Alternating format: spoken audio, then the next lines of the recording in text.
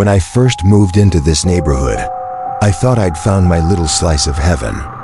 Quiet streets, friendly neighbors, and a sense of safety that you just can't find everywhere. But there was one house, just one, that always stood out. Mr. Callahan's house. It was different from the others. The lawn was always overgrown, the windows were perpetually closed, and the rusted mailbox leaned at an awkward angle. At first, I brushed it off. Every neighborhood has that one house, right? Mr. Callahan himself was the definition of ordinary. He was the kind of neighbor you barely noticed. Quiet, unassuming, polite. He kept to himself, never caused trouble, and always had this mechanical smile. Looking back, it wasn't his quietness that unsettled me, it was his eyes.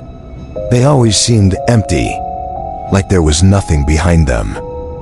It started with the smell. One afternoon, as I walked past his house, a foul stench hit me. I thought it was a dead animal, or maybe trash he'd forgotten to take out. But this smell was different. It was sharp, metallic, and sickly sweet, like something rotting. I glanced over his fence and noticed a large black trash bag near his back door. Dark liquid was seeping from the bottom, pooling on the ground. My stomach churned, but I convinced myself it wasn't my business. People throw out strange things sometimes, right? Then came the noises. At night, the house came alive. I'd hear heavy thuds, like furniture being dragged across the floor, and once, I could have sworn I heard someone whispering. It was faint, almost like a prayer or a chant. It sent chills down my spine. One night, I couldn't take it anymore. I peeked through my curtains to see what was going on. A light flickered in his basement window, and for a split second, I saw a shadow move past. My heart raced. What was he doing down there? And then, there was the night I ran into him. It was late, and I was taking out the trash. He appeared out of nowhere, startling me. "You're always up late, aren't you?" he said. His tone was casual, but there was something sinister about it. I forced a smile and mumbled something about insomnia. He just stood there, staring at me with that blank expression. Finally, he turned and walked back to his house, his silhouette lingering in the doorway before disappearing inside. It all came crashing down one morning. I woke up to flashing lights and police everywhere.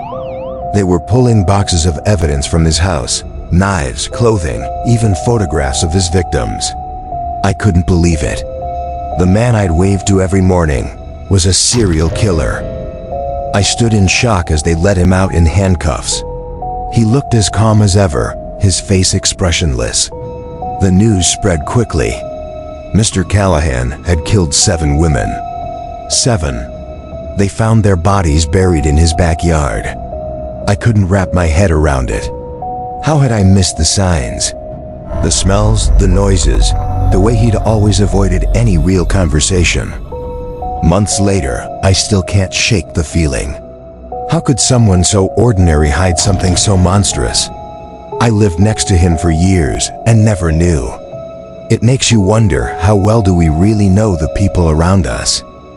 But there's one thing that haunts me the most. The way he waved at me every morning. That polite, mechanical wave. As if he knew something I didn't. But what was it? Is a mystery to me that shooks me to the core.